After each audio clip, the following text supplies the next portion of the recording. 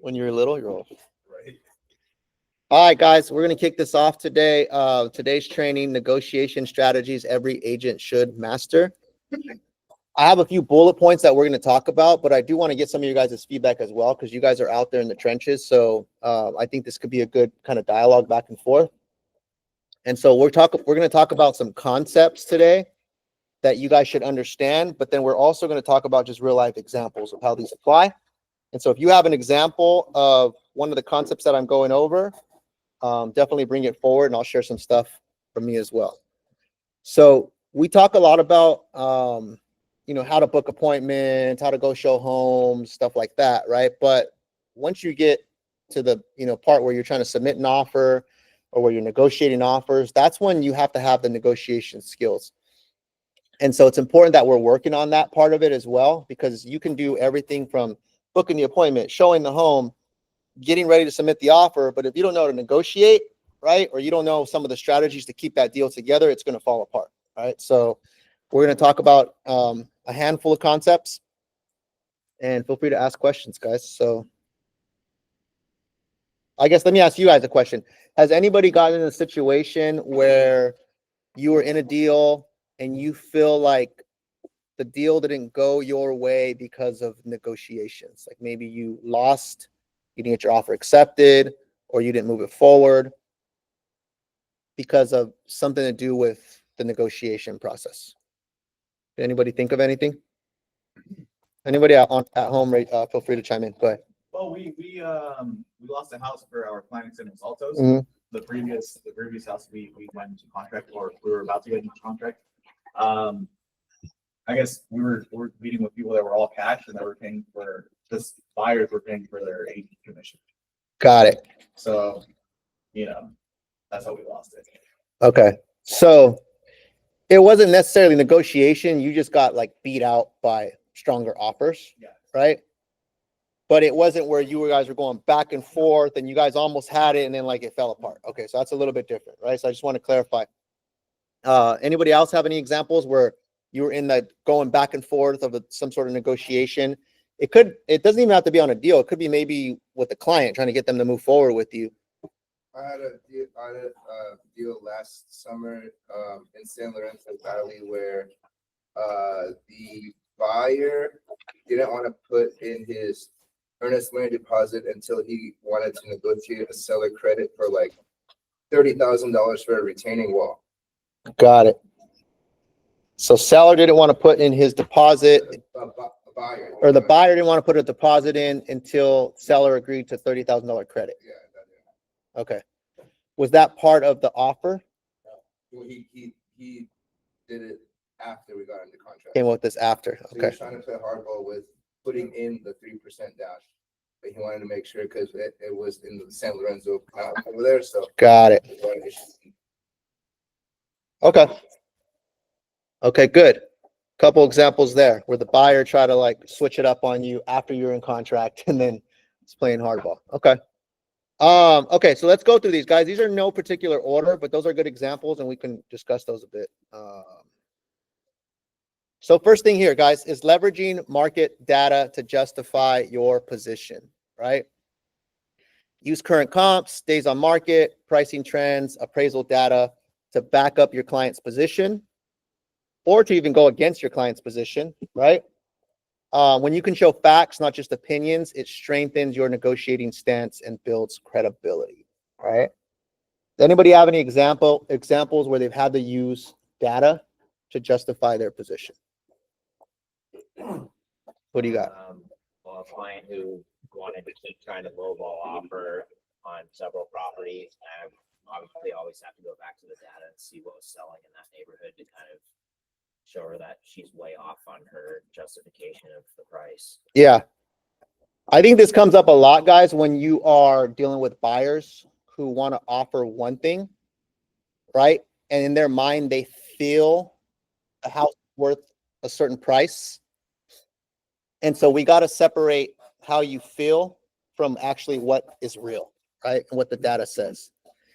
Because when we're just in our heads of, I feel it's this, I feel it's that, like your feelings can change, right? Like you can look at one property, oh, I feel it should be this, because another one, I feel it should be that. But nothing is going to move that forward until you can get the client out of feeling and get them to think logically, right? And the only way to do that is to show them something outside of just what you're telling them, which is data. Because I can have this debate all day back and forth with Mark, like you feel it's this, but no, it should be this. And now we get into this emotional battle of like, my feelings are better than your feelings, right?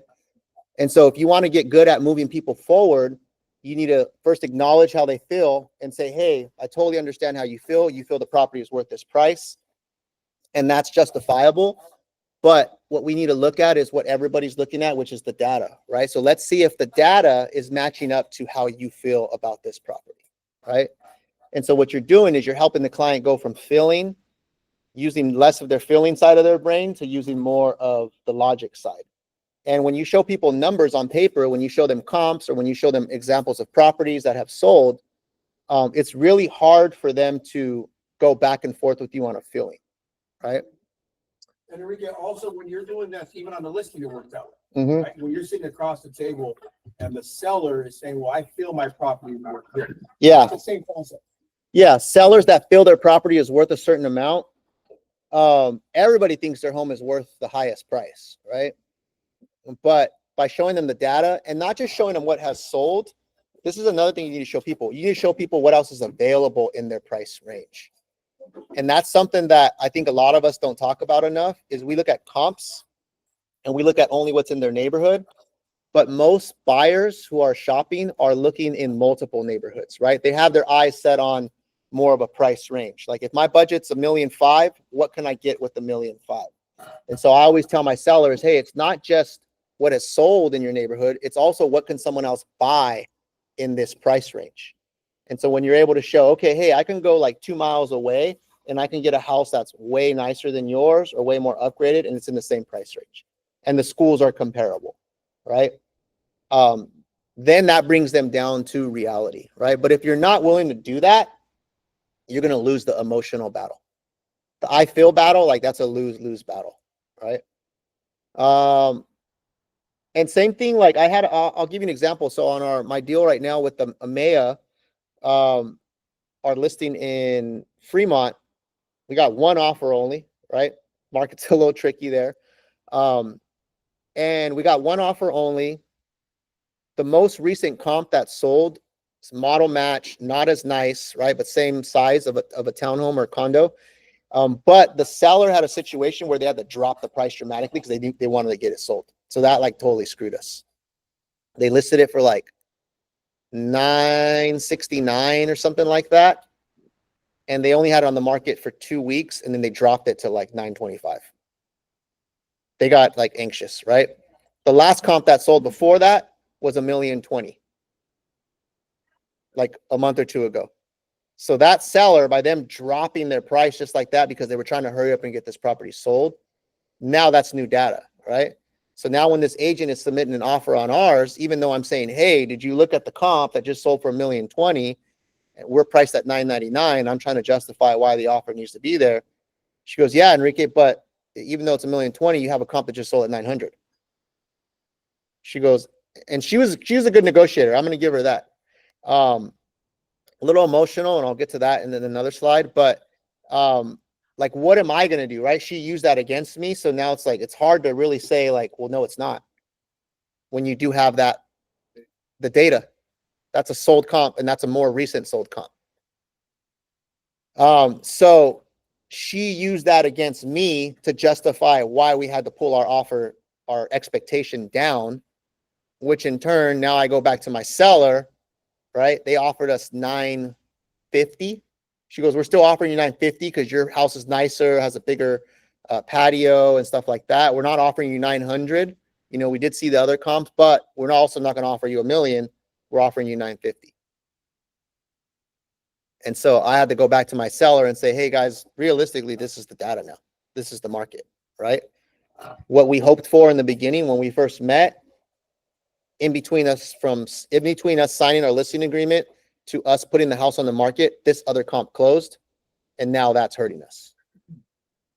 And I think the important part when I hear that is that you can't be afraid of having that conversation, right? Enrique went in there with the confidence. It's like, hey, listen, when we signed, it was this.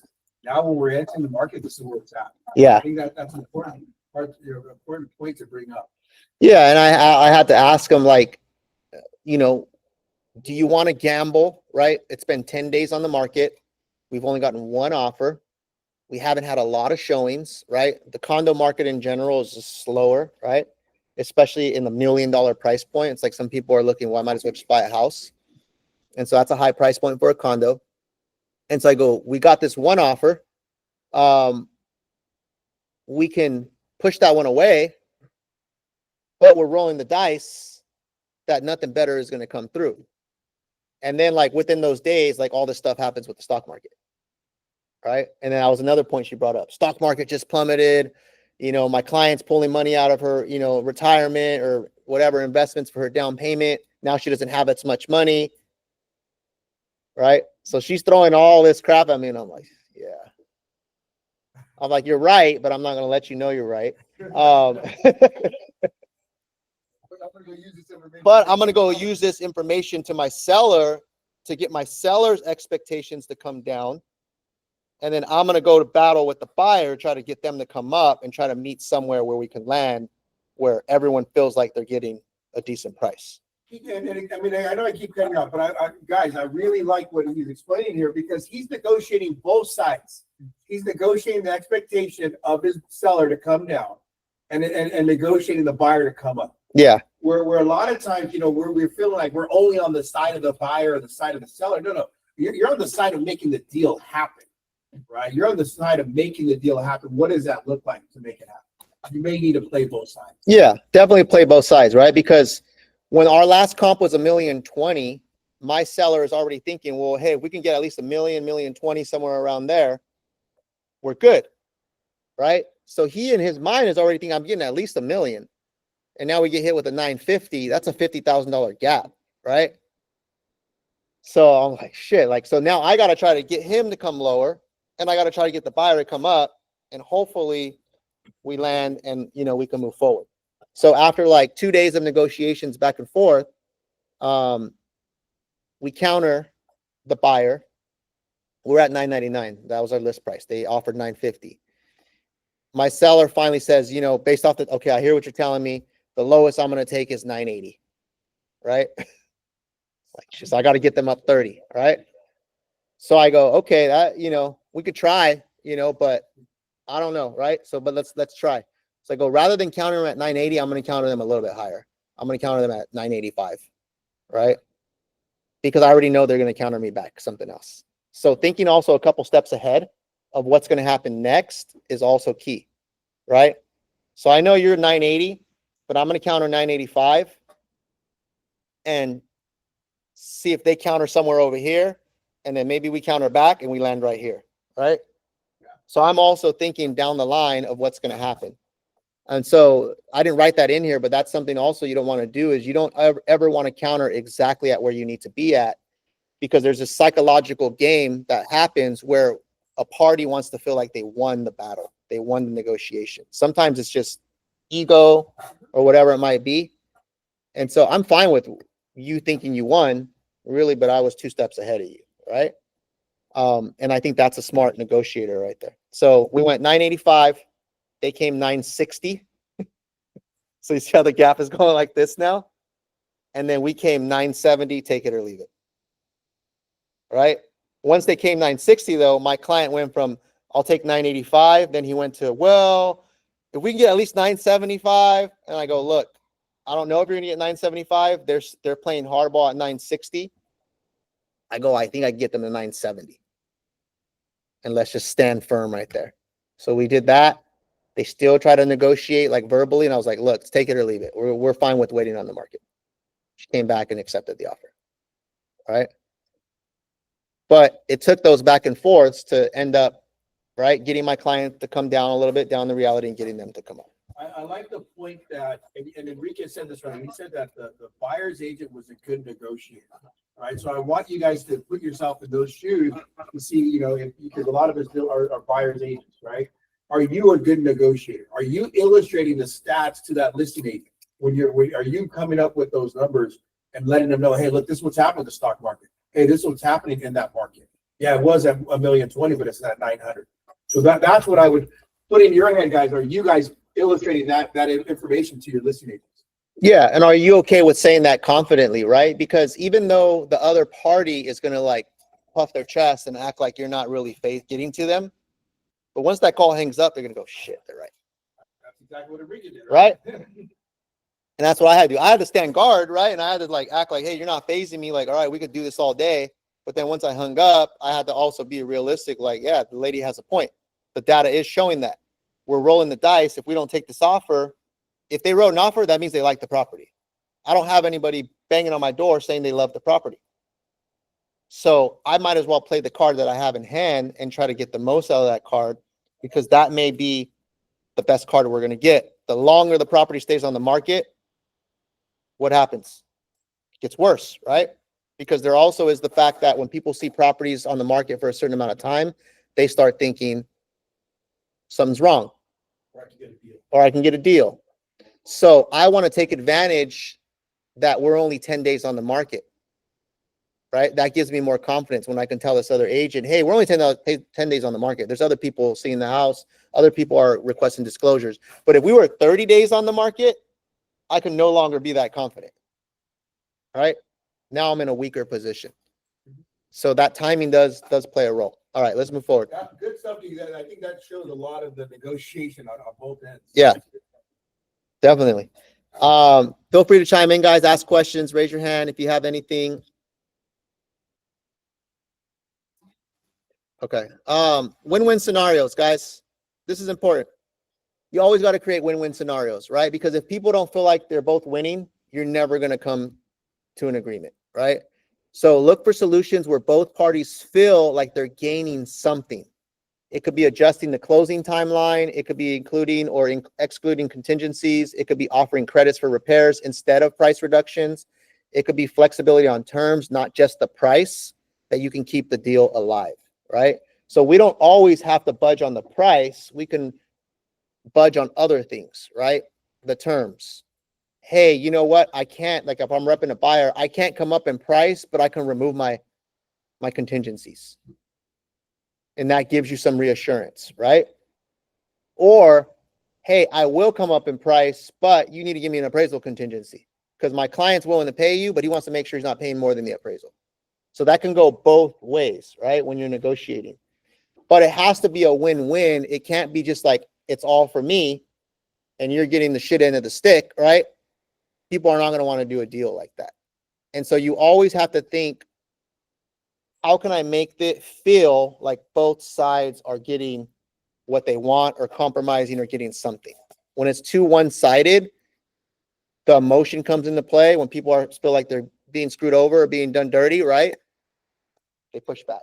They don't want to negotiate with you. They don't want to do business with you. Do you guys have any examples of where you had to create a win-win scenario in a negotiation or something?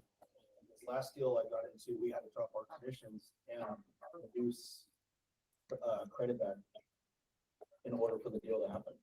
So we had to drop our commission and eliminate some of the credit back in order to make the deal happen. Was that before you got into contract or after? Okay. There's a lot of back and forth, a lot of countering back. Okay, so Dan, so you guys submitted the offer. You guys are trying to agree on the price, but you were asking for X amount of commission and a certain amount of credit. And so to make that deal work, you had to say, okay, we'll take a little bit less commission. We'll take a little bit less credit. Now the seller, were you repping the buyer? Yeah, now the seller feels like, okay, we're getting something right there, right? Maybe we're not getting the price we wanted, but we're paying out less commission and we're paying out less credits. So overall, we're going to win, right? You have an example? Like one I'm going through right now. Yeah. Where we have to give them, we have to send out like 3 extensions. Yeah. But now the seller has to pay his mortgage, so, and also have to send out another extension. So in order to appease all the parties, we have to release 5,000 of the 3% deposit and remove the loan contingency and send out the extension. Yeah, that's a good example. So Aria is going through a deal right now where the loan's taking a little bit longer than expected. He's had to ask for 3 extensions on his loan contingency. And now we're also coming up to close of escrow. One was close of escrow supposed to be tomorrow. We still don't have loan docs. He's on his 3rd extension for loan contingency. But now we got both things up against us, right? We got the loan contingency and we got the close of escrow. So talking to the listing agent, right? I know the listing agent. He said, it's funny, he left me a message this morning. He goes, looks like you guys are having some issues closing the loan. Looks like you need more time. He goes, if you need more time, I'm gonna have to pull a Jerry Maguire on you. Show me the money. He said, right? So I called him. He's like, look, is the property vacant? It's vacant and staged, right? So the seller is still paying a mortgage payment. The property is vacant, right? Right. And staging and all that stuff. He's like, look, man, like, we don't have no problem giving you time. Like, I think you're going to close it. I talked to the loan officer. He goes, but my seller has a mortgage payment coming up. He goes, so I need something from you guys in good faith if you want us to give you another extension. And so I talked to him and I was like, okay, how much deposit do we have? We have $30,000 deposit. I go, what if we give you, $5,000 of the deposit? We release it, non-refundable up front. Now he can make his mortgage payment, but you're going to give us 2 more weeks extension to close the loan and extend our contingencies. He goes, yeah, if you could do that, we'll make it work. Right. And so I had to reassure him, like, yes, we're going to get the loan closed, but also reassure him, hey, we're serious enough where we're willing to give you part of the deposit, and put our money where our mouth is so that we can make the deal happen. So in that scenario, we're creating a win-win because we get the time we need, and then the seller gets a little bit of money to help offset his costs, right? So that's a perfect example of a win-win scenario. Sometimes we go into these deals thinking there isn't any sort of win-win. We think, like, let's ask for an extension. They said no, man, the deal's done. No, this is where negotiations come into play. What's up, Jim? Right. So we got to go back out there and figure out, okay, what does the seller need, or what does the other party need? And is there anything we can do to satisfy them on that end? Yeah, one thing I want to add, guys, I think it's important to understand that everybody wants to make the deal happen, right? The buyer wants to buy, seller wants to sell, listing agent wants to sell it. They don't want to go back into contract using Ari's situation.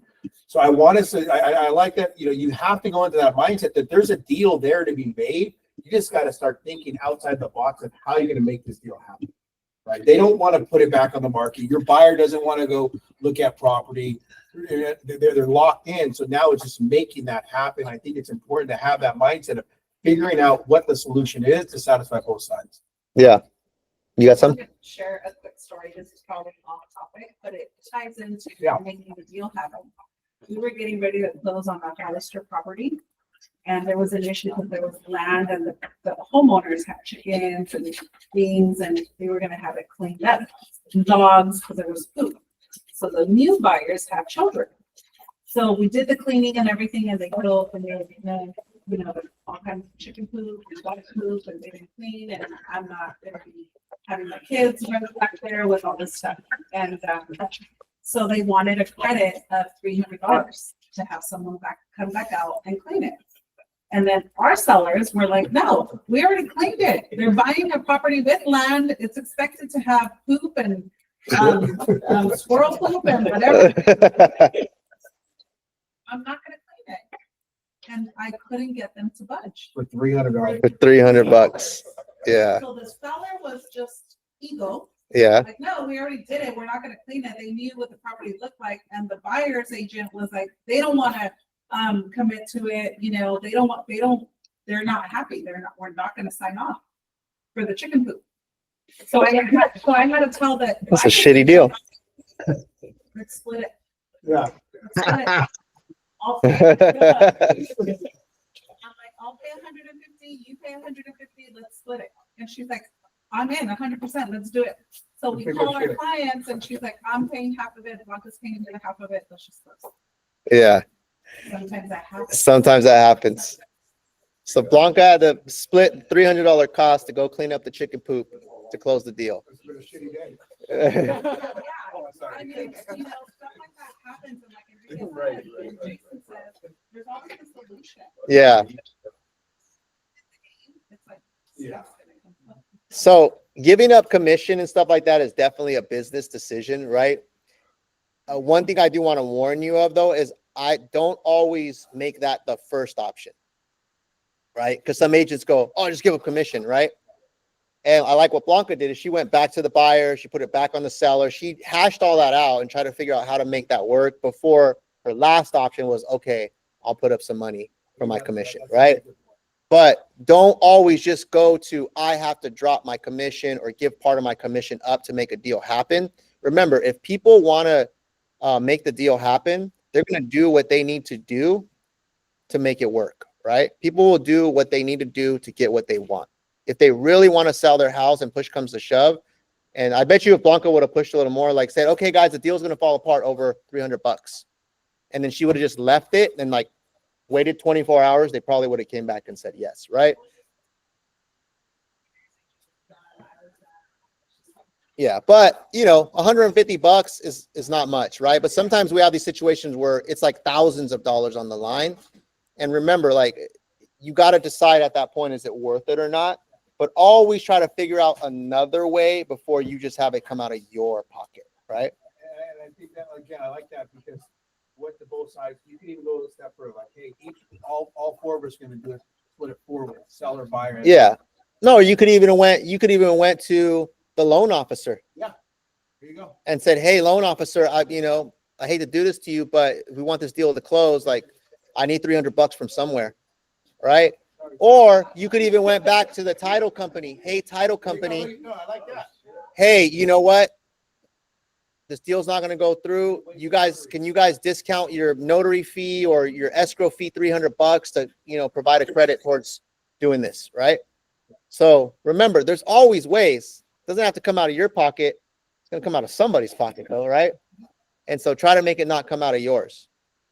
So win-win scenarios, And right? I like Enrique brought up the title and escrow company. I didn't even think of that, right? I think the theme is like there's no rules, guys. There's no way just get it done. Yeah. There's a lot of different ways of getting it done. Exactly. I have a deal with Steve right now. It's falling apart where, and I go, hey, listen, have you guys thought of maybe adding a family member? He's like, he's been doing this for a while, but sometimes you may be too close to the deal where you don't see the solution.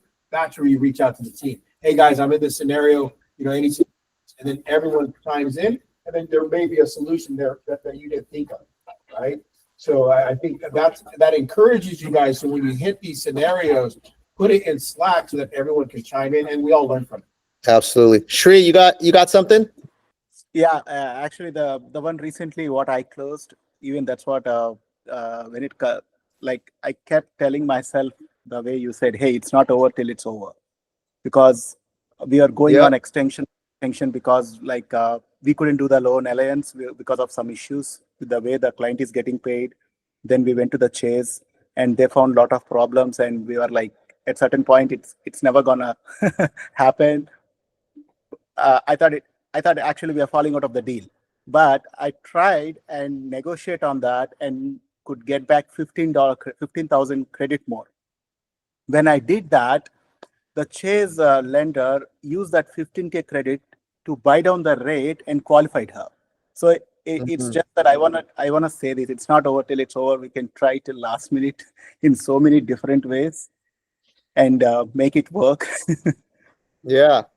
No, that's awesome. That's awesome, right? Like you ran into a hurdle and then you said, hey, it doesn't hurt to go ask and try to get more credit.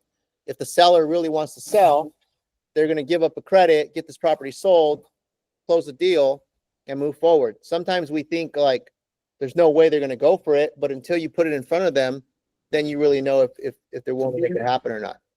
Yeah. So great job on that, Shri, right? You Thank went you. to bat for your client and ultimately you made the deal happen, right? Yeah. Thank you. All right, let's go. We got a couple more, guys. All right, controlling the pace of the negotiation.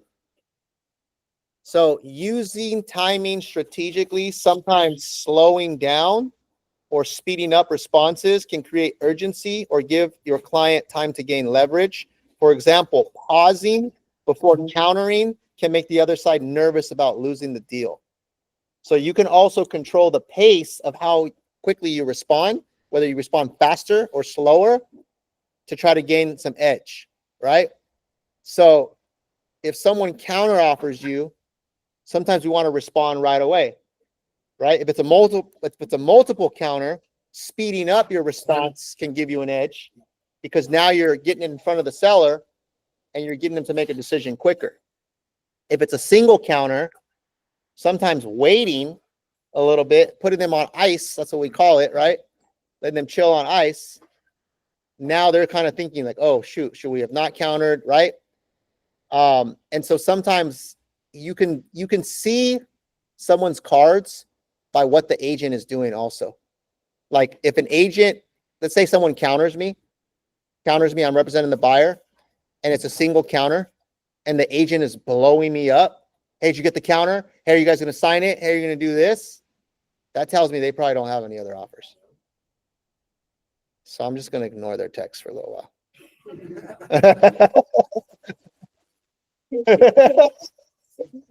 Right? I'm going to put it on do not disturb, right?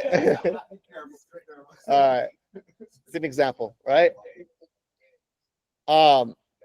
Because that's negotiations, guys, right? They don't teach you this stuff in real estate school, but this is part of the negotiation, right? The person who is like, you don't want to seem desperate, right? So if you're like all over that, sometimes you do seem a little bit desperate. And so that's why you also got to like just control the pace and like keep it cool on your end. And then so like if I'm waiting a little bit, I'm waiting because I'm going to counter back and probably try to still negotiate, right? And then I'll even tell them, right? Even if I had the counter already ready, I'm going to tell them, hey, look, my client, they need to think about it. And I'll hold on to my counter offer and I won't send it for a couple hours. Right? Hey, and then I'll get back to it, this whole story. My client thought about it back and forth. Their concern is, X, Y, and Z. But the only way they'll be able to make this deal work is if we come in at this price. Here you go. So that's me like trying to regain control of it by using that pace in my favor versus sending it, which every other agent does. Every other agent does, right? Sometimes even the amount that you counter back can also influence the negotiations. So if you're countering back with like just straight flat amounts, like they counter you 50,000, you come back at 30,000, they come back, right? Like then they know you're just like doing position countering, right? That's what that's called. But when you come back at like 26,500 more, they're going to be like, what the hell was that's a random number. Yeah, you know what? They really thought about it. They did their calculations, all that stuff. They're trying to see how much they qualify for. This is the most that they're going to be able to pay, and there's no penny more, right? It's an exact dollar amount, right? So that also could be a negotiation tactic as well. But you got to know what's going on, right? You have to know when to use that as well, right? If you're competing with multiple offers, you may not be able to use that, right? You might need to speed up. And so sometimes let's flip that around, right? I've seen where I've represented a seller, I've had multiple offers, I submitted a multiple counter, and some agents don't even they take a day to respond. And I'm like, okay, this agent's not on top of it. Right. And then the agent who's been diligent the whole time, they respond within 5 minutes. I'm like, dude, I just barely sent it to you. You already signed it and sent it back. That tells me hey, this agent's on it. And they're trying to move this deal forward. And so sometimes when you're in counters, if you're representing a seller, the seller is also on ice too. What's going on with the offers? They want to hurry up and get in contract. Everyone wants to get in contract, right? That's everyone's goal. So the seller, well, we already got this one. What do we need to wait for these other two? These people already accepted our offer. Let's just go. Right? I'm trying to hurry up and get this off my plate and be a little more stress-free. So you have control, guys, of how fast you respond. If you're going up against multiple offers and you're representing the buyer, you need to be as fast as possible. And aggressive. And as aggressive and diligent and respond. And then when you send a text. Hey, I just sent you it over. We signed it. Call them, right? That shows them hey, that's giving them a preview of what it's going to be like to work with you when they do accept your offer.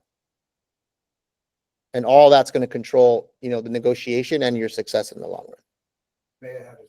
Amaya, you got something? Yeah, so thanks, Jason. So my question is, Enrique, are there different forms for single counter and multiple counter?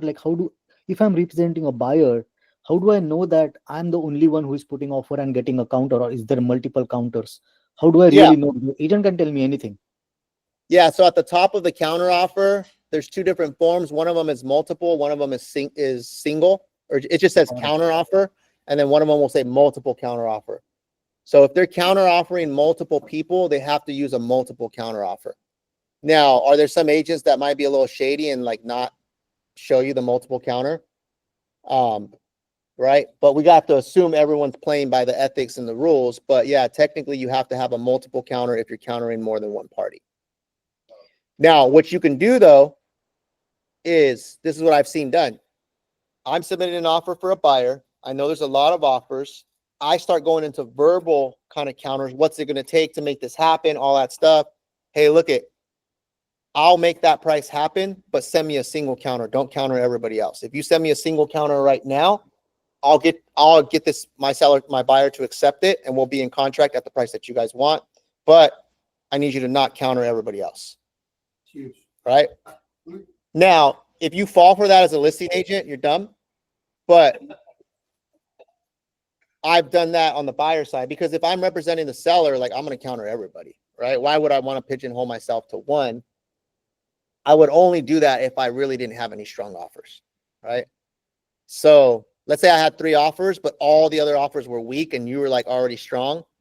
And I'm like, there's no way that this offer is going to go from $1 million to like 1.2. Like it's just too far of a gap. Then I'll use that. I'll say, okay, I'll counter offer you a single counter, but you need to come in at 1.2 if you really want this property. So it has to be like really worth your while for you to just do a single counter as a listing agent, right? But a lot of listing agents, they're not as savvy as Enrique, so I like this tactic. Yeah. I like that, because I was in a situation with Deb where we're going with the verbals, right? I didn't use that tactic. And then they basically, what I feel, they leveraged our offer and they got a little, they accepted, well, the other offer had better terms. I think they were doing like 80% down or 50% down. But yeah, I think that I like that on the buyer side, saying, hey, listen, I'll meet that price if you send me. Because how many times, who has the verbal conversation? Right? We're always having the verbal, right? Yeah. And so I like that tactic. And why not shoot that shot? Yeah. Hey, send me a single one at that price. My client's good to go. We'll make this happen. Look, I'm just curious, in that scenario, if you're the listing agent, could you technically send that single offer counter, but then go verbal to the other ones and say, hey, if you come up on your price or rewrite your offer to this? Is that also I mean, you can, right? Like you can send a single and then like try to still do some verbal stuff. But usually when I have multiple offers, if I'm representing the seller, I'm already kind of seeing who I want to work with and who's the strongest, right? Based off their terms, the agent's track record and all that. I did that one time on a listing in Evergreen. We had the property on the market priced a little higher than I wanted to, because the seller wanted to do that. And I said, all right, give me 3 weeks at this price. If not, like you got to put it at the price I told you. We didn't get any offers. As soon as I dropped the price, we got 3 offers, right? So I'm like, see, she listened to me, right? But now we get 3 offers. 2 of them are weak and one of them's a little stronger. But I'm still going to play all 3. I'm not going to tell them where they're at. I'm just going to say, hey guys, we got 3 offers. People want this property.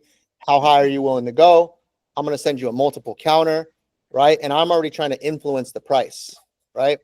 My seller's thinking this is where I think it's going to end up at, because I'm already trying to set the stage. Like we're trying to get the price up here, even though we're down here. And so this lady, she goes, my clients really want the property. Her offer was the strongest to begin with. She goes, what price do you need? And she goes, if you send me a single counter right now, I'll go back to my buyers right now and I'll get you an answer in 10 minutes and we can make the deal happen. So I said, all right, let me call you back. Right. I already knew my seller's price. I just waited a little bit, called her back. I said, hey, if you can come up, it was like 75,000 more. If you can come up to this price, I'll send you a single counter and I won't counter the other 2. But if not, I'm going to multiple counter you guys, and these other ones, I think they're going to come up. Right. Ricky, I want you to pause real quick. I want you guys, and again, it's a little off topic, but when you guys are interviewing sellers and they're like, well, I'm going with this flat fee, or I'm going this 1%, he just gained his client $75,000. So the reason why I'm emphasizing that is because I want you to go out there when you're doing this listing presentation with that confidence of that this is what a good negotiator does, is that they go after, they don't leave no money on the table. We're getting our clients $75,000 more not just 1%. 1% of $1 million is 10 grand. Yeah. So he earned his commission.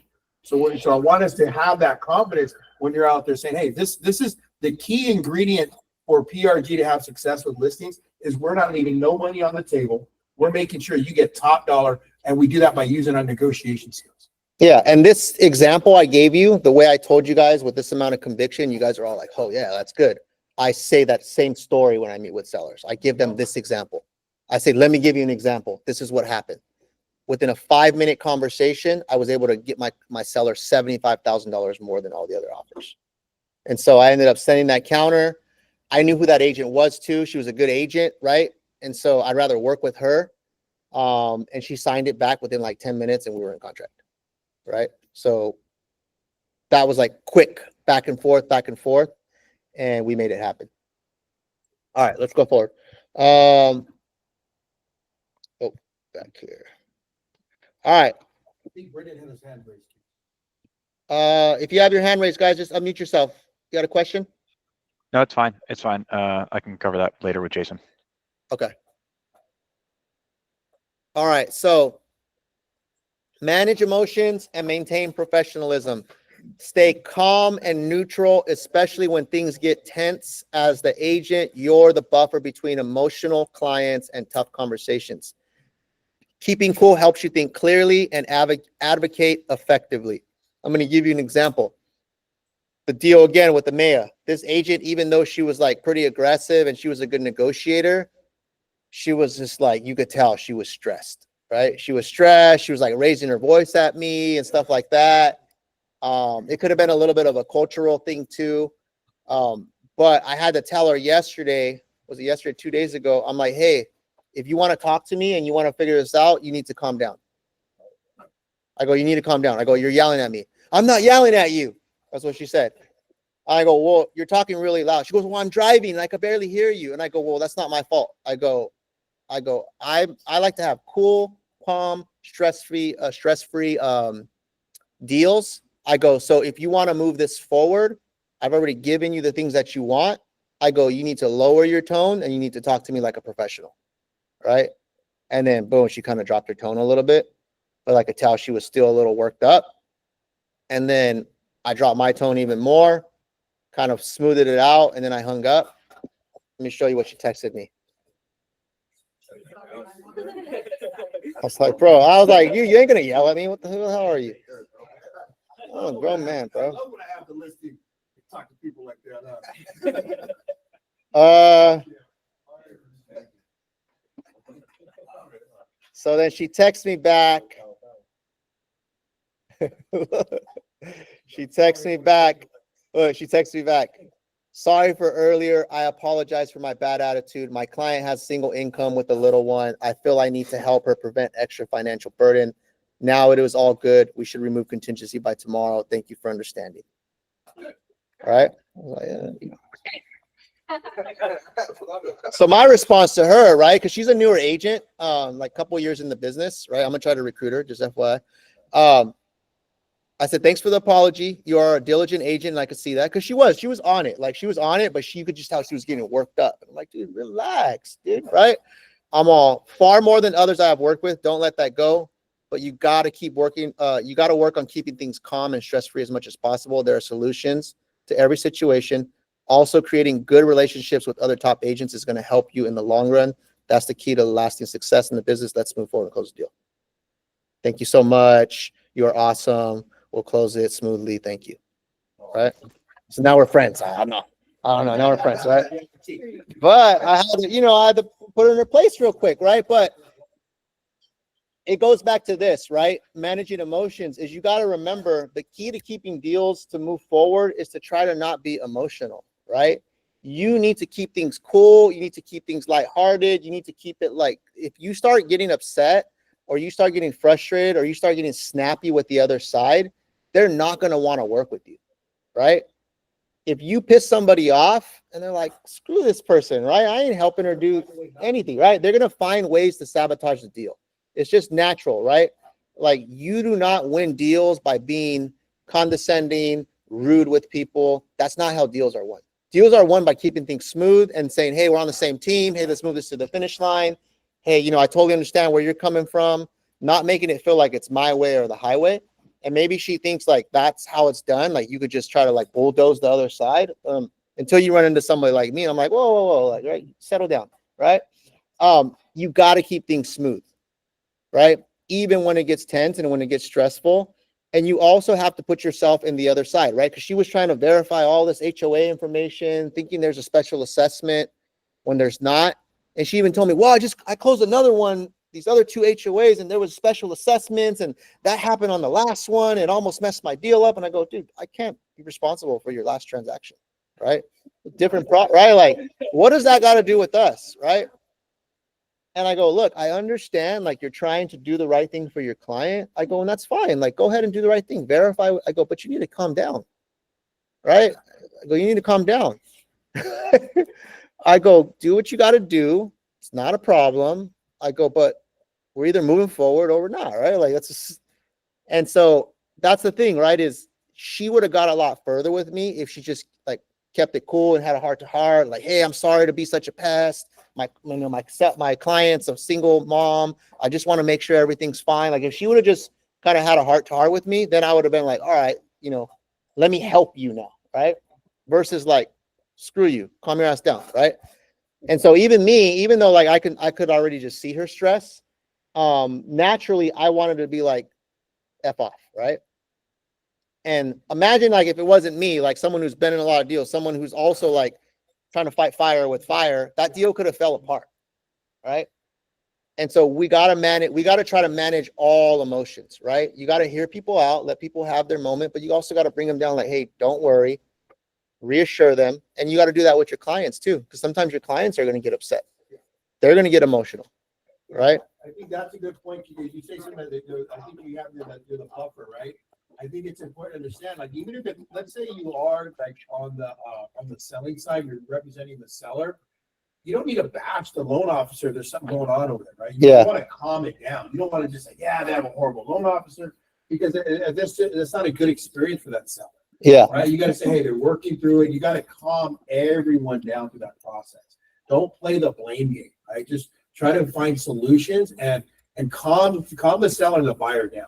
I think it's important to do that, because I hear a lot of times when I'm in transactions, you can hear like either the buyer, the sellers, the agent listening to the buyer agent just trying to play that blame game, and they're feeding that over to the buyer, right? Or feeding that over to their seller. And then when as a loan officer, I'm dealing with that buyer, and it's like, they're blaming the listing agent. And it's like, we can't do that, guys. You guys got to remember, we're professionals. We're trying to get the deal done, and just be that buffer. You don't need to provide all the negative news.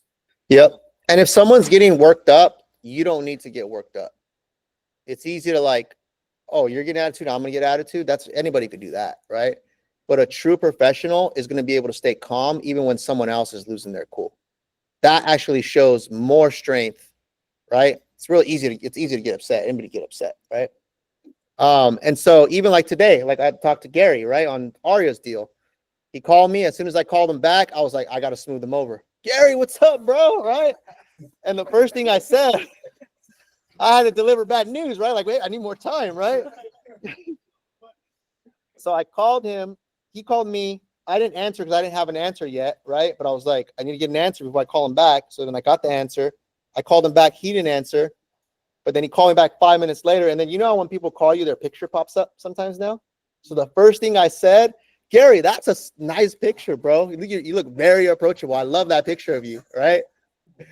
And he's laughing. He's like, oh, yeah, you like that? I'm like, yeah. And then so I had to break the ice, right? Now he's laughing. And I'm like, hey, Gary, I talked to Ari about the deal. I go, let me just break it down. Here's what's going on, man. I go, I know we're lagging. First thing I said. Right? Hey, I know we're lagging, right? Here's what's going on. Here's 2 options. Here's what we're working on. Here's what we need to do. What can we do to make this work? Right? I know you said, show me some money. I go, what if we release $5,000 of the deposit? You think that's fine? He goes, yeah, that should be fine. Right? So then it was like, just smooth, right? Like, because I'm already coming into it with a good attitude, even though I'm delivering quote unquote bad news or saying I need more time or whatever. But because I'm like, dude, I got to keep this deal together. I need to keep everyone feeling good. So how you deliver that news is going to be important to getting someone to want to be on your side. Had I like, try to put this like, oh, like, whatever, right? That's going to backfire on me. Right. So remember, people have egos, guys. There's a lot of egos in real estate, right? You're going to run into a lot of egos, but the ego is not the amigo, right? Like my buddy Kevion says, right? It's not, guys. Having an ego in real estate when you're trying to negotiate, that's not going to make the deals happen, guys. Keeping things smooth. I've never won a deal or negotiated a good deal by making someone feel like shit. It's always been because I smoothed it over and I just made everyone feel like, all right, we're working together. All right. Any questions on this? All right, we got a couple more minutes. Skipped. 2 more. All right. Know the motivations of the other party, right? This is extremely important because when you know someone's motivation, then you can use that in your favor to negotiate with them. So understand what's most important to the other side. Is it price? Is it timeline? Is it certainty? Convenience? Once you know their pressure points, you can craft offers and counters that appear to what they value most, giving you a better shot at getting your client favorable terms, right? So when you're trying to, like, let's say submit an offer for your buyer, but you haven't had that conversation with the listing agent of what's important to the seller, you're going in blind. But had you had a conversation before crafting your offer of what does the seller need to make this a win-win deal, I would ask that same exact question, those words verbatim. Hey, what is this? I'm writing you an offer. I want to make sure it's a great offer. What does the seller need to make this a win-win situation? If I say that, I'm making it easy on the agent, right? On the listing agent. Listing agents will be like, well, obviously price, right? Okay, great. What price expectation do they have, right? I'm seeing the comps, but I want to know what you guys are thinking. Well, if we can be somewhere here, I know they'd be happy with that. Okay, great. Check that box. That was awesome. I've never heard that. What expectation or what's your price? Yeah. What price expectation do they have, right? What price expectation? I know you guys priced here, but where do you think this is going, or where do you hope that this is going to go? And you did something before. I looked at the comp. I looked at the comps. Right. Let's see your list price.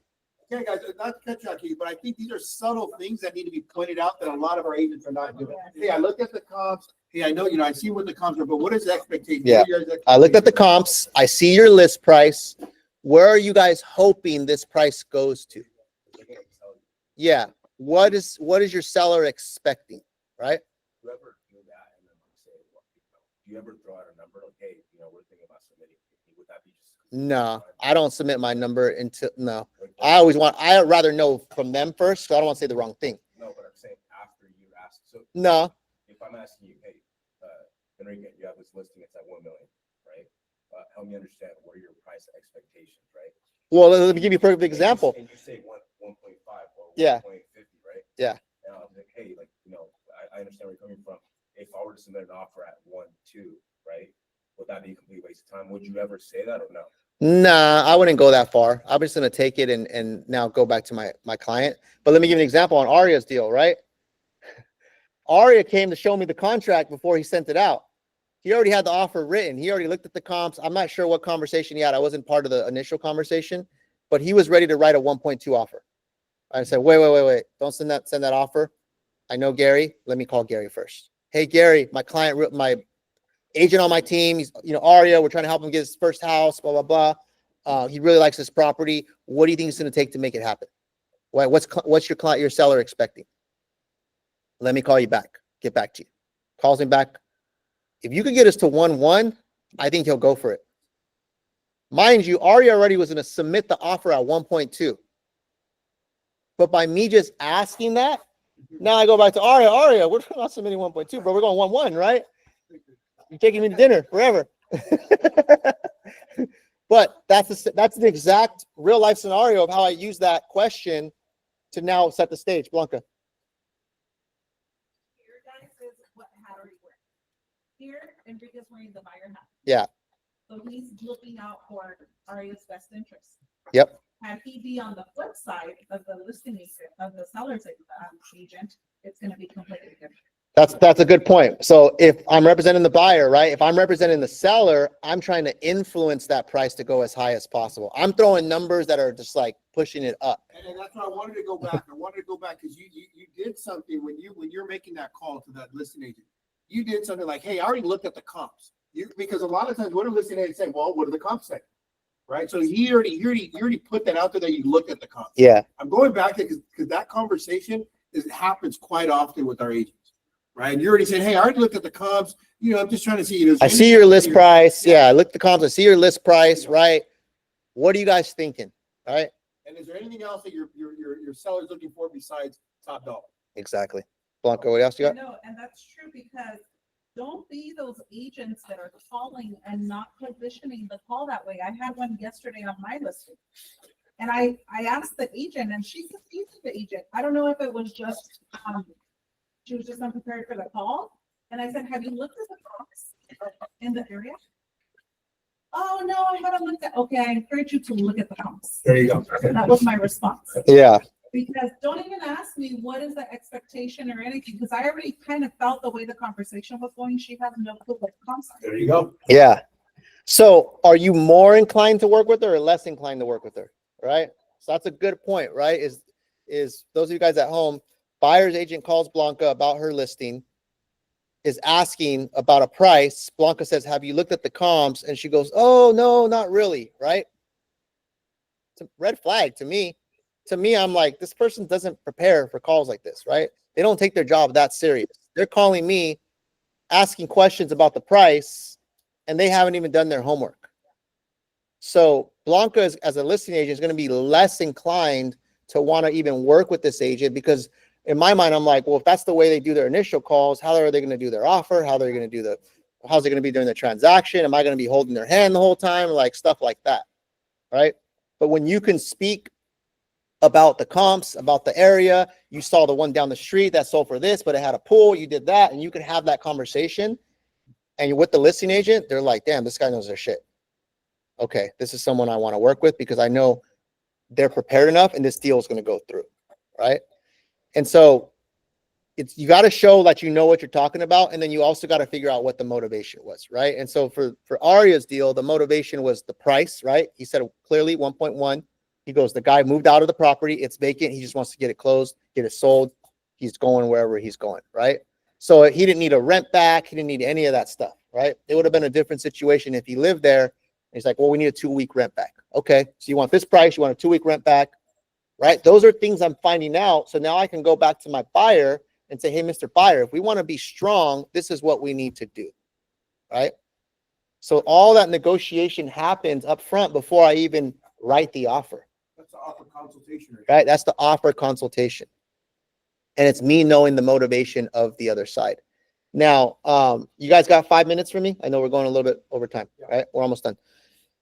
The other thing too is when you're negotiating things like commission or when you're trying to get your buyer to come up in price, right? Knowing their motivation is going to be important as well. Knowing why they're buying this home. Knowing like, hey, we looked at 3 other homes already. We lost out on those 3. Aren't you guys tired of looking at properties every single weekend? This checks all the boxes. Why don't we just come up? Why don't we get you the house that you want?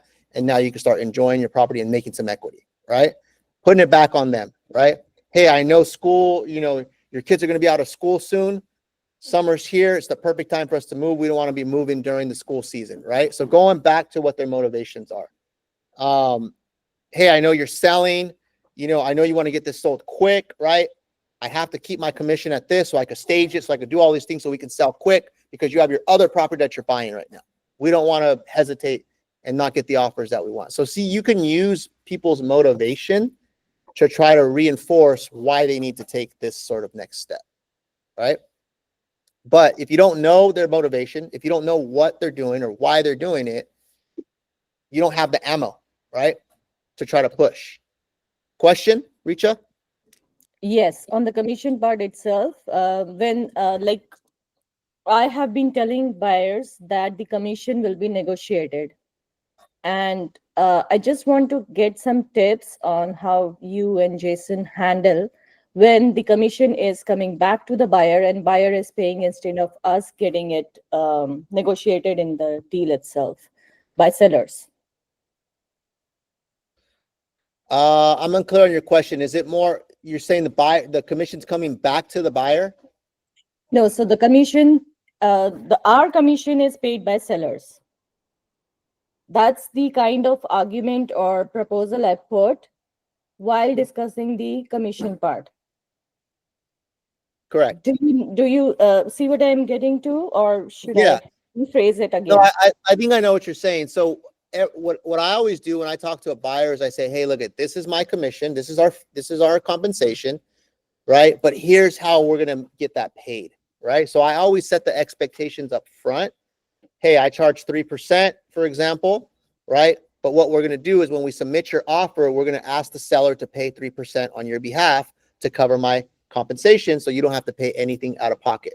It is going to be a negotiation. About 90% of the time, we're able to get the seller to agree on the first try. If for some reason they do not agree to our compensation, then what we'll do is we'll sit down and we'll hash that out. We'll work something out that makes sense, right? To see if it makes sense for you to move forward on this property. Sometimes, we may have to adjust a little bit. Sometimes, I've had clients maybe have to pay. It just really depends on the deal. Sometimes we're able to get credits for closing costs as well that can kind of offset what you may have to pay. So there's a lot of things that are going to happen on the negotiation. But what I want to reassure you is that that's my job. That's why you're hiring me. And we're going to hash all that out for you. And you're never going to have to move forward with the property that doesn't make sense for you financially. Right? Is that fair? And then is that fair is the most important part, right? You give them the answer and then you want to put the close on it. Is that fair? Yeah, that's fair. Okay, great. And then just move forward, right? Enrique, and the next step is like we already moved in and the seller said either pay certain list price or your buyer is going to cover the buyer side commission part. Okay. At that point, the buyer came back and was negotiating very hard, not ready to pay 2%, was trying to get under 2%. How do you deal, and how do you, in what exact words you will deal that situation? So Because if the seller is not willing to pay your compensation is what you're saying, right? The seller came back and they're not willing to pay what you asked for. So now Yeah. you have, were they willing to pay something? No, Oh, nothing at all? no. So it was like pay 25 grand more on the list price itself, or the commission will be like my buyer's offer was at 1.425 and the expectation of seller was 1.450. Okay, so here's what this last slide is going to help you with that, right? And we're going to end right here. And this is because we're at time, right? We can do another training or I can do a one-on-one with you, but I think this last slide will help you. Everything must be in writing, right? Whether you are negotiating commissions with the buyer or seller, negotiating counteroffer or contract terms, you always want to show what it looks like in writing. Do not rely on verbal negotiations as they are filled with emotion. Once it's in writing and in front of the person, they are able to make a logical decision, right? So in your situation, what I would have done is I would have sat down with my buyer and I said, hey, buyer, look, this is where we're at, right? This is the property. This is what the seller's coming back with. They're trying to negotiate with us. Keep in mind, it's a negotiation. They're saying at this price, they're not willing to cover my compensation, right? So we have two choices, right? We can either go back or we have three choices. We can pass on this property, right? If it's just not financially, doesn't make sense for you, we can pass on it, or we can negotiate. And we can say, okay, hey, we're willing to pay you 10,000 more, but we still want the commission paid for. And we put that in writing in a counteroffer and we send it in. Because a lot of times the agent on the phone is just going to tell you, right? They're trying to influence what's going to happen. But until you get it in writing and they put it in front of the seller's face, the seller at the end of the day has to make the decision. So I never take things at full, at full value when it's just verbal. Because as you guys saw earlier, my verbal negotiations, I'm trying to influence the shit out of the deal, right? I'm telling you it's going to go higher, even though I don't even got the offers yet. I'm doing all this verbal tactics, but until it's in writing, like none of that really matters, right? So I would not take that at face value I would go back and I would give my client options, and ultimately the client has to make the decision. Buyer has to make the decision, seller has to make the decision, whether they want to move forward, right? So put that in writing, send it back, and see what happens. Before that, Enrique, can't you just tell that like that offer went out, we just sent out that offer at 1,425 after the commission being paid. Now, what you can do is tell if they're gonna counter you, the seller has to counter you back. Yeah. Right? So they're gonna put something in writing. Yeah, seller has to counter you back, right? So, but sometimes some of these agents are lazy and they don't want to counter you. Well, I talked to my seller and this is what they said. Hey, great, I totally understand, but in order for me to get my client to move forward, I need something in writing. There you go. That's what Right? I wanted to keep. Hey, if you want us to entertain your counter, it needs to be in writing. Otherwise, it's just hearsay right now, right? You can tell me your client wants $1 million, right? What am I supposed to, right? It doesn't mean anything until you send me something in writing. So when will you send me something in writing? That's where I go. When will you send it to me? And then I stay quiet. What do you got, Brendan? Yeah, in a situation like that, would it be easier instead of doing a full counter and rewriting the whole thing to just do an addendum? No, because usually that's at the beginning. It's actually a counter offer. They're counter offering you on terms, right? I send my offer 500,000. As part of the offer, I'm asking for 3% commission. It's part of the whole package. So if they want something different, they need to counter offer me saying, hey, we'll take your 500, but we're paying 0 commission, or we're only paying 2% commission. So it does have to be on a counter offer. So you can counter offer back and forth just on the commission part of it. Okay. On this last deal with the Maya, the one I told you guys, we were trying to get the price, the seller down, the buyer up. We countered back on the commission also. So they asked for 2.5%, and we said, no, we'll take 985 and we're only paying you 2%. Then they countered back at 960, but we want 2.5. Right. And then we went back and forth, and I was like, look, I think 970, we can make it work, but you're gonna have to pay 2.5% commission. That's the going rate. My seller said, okay, send it out. Right. And we got that accepted. So I think sometimes we make it more than it is, right? You just got to negotiate. You got to lay it out, and you got to put people to a decision at the end of the day. Don't be afraid to put people to a decision. Like I said in the beginning, someone is going to do what they need to do if they want this property, or if they want to get it sold, or if they want to buy it. They're going to do what they got to do, right? But you got to put that in writing for them to see it, because then once it's in writing, now they can make a decision on something, right? And you could keep going back and forth all day, right? You could say, okay, seller, you're paying me 2% commission. Hey, buyer, you're going to owe me 0.5%, right? We weren't able to get the full 2.5, but we got the price you wanted, and we got 90% of the commission paid. Let's celebrate. This is a victory, right? You only owe 5,000, on commission, and we'll just work that out through your closing costs. Remember, it goes back to win-win scenario, right? All right, we can go all day on this, guys. I love this type of stuff, as you guys can tell. No, I think that's huge here, but I like what the last slide, put it in writing. And I think the other thing that we want, there's no rules, right? You go back and forth. You can have, they can pay part of it, they can pay all of it. And ultimately, what I like to leave with, especially in the situation with the buyer with Richa, is I like to know, hey, you guys are in full control whether you want to accept it or not. Yeah. Full control what you want to write. Hey, I totally understand, if this doesn't make sense financially for you, right? But then I go back to knowing their motivation. But as I recalled, right, you guys really want to be in this neighborhood, and you really want to be in this school district.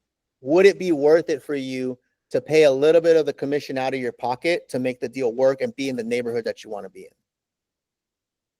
And then I shut the hell up. And you just stay like that. Yeah, you're right. Yeah, you're right. Or yeah, but, right. Okay. Well, what do we need to do to make it work? Right. So it's a win-win scenario. Well, if we could do this, right. And then now you're moving it forward. You're in negotiations, right? Okay, guys, that's all I got today. I hope you guys got some takeaways from this. This is an art, guys. There's an art to this, right? A lot of this is going to be circumstantial, meaning like you're not going to master this until you've been through enough deals. But if the more you can understand these basic fundamentals, the more you'll be able to move things forward. And the last thing is, if you're not sure, this is why you're on a team. This is why you have mentorship and leadership, right? Do not try to go at these things alone, because sometimes our agents will get the deal this far, and we're like on the 2-yard line, ready to score the touchdown, and we fumble this part of it. Whereas if we knew a little more finesse on the negotiations, we would get it into the touchdown, right? Into the end zone. And so use Slack, ask a question, jump on a call with someone, reach out to me, right? When you're in these battles, because this is what our strong suit is, right? We've done a lot of these, right? Thousands of these. All right. And a lot of times you're not going to see it from that lens because you just haven't been in enough battles. And that's what will help you take it home. All right. Thank you guys. Slap it up.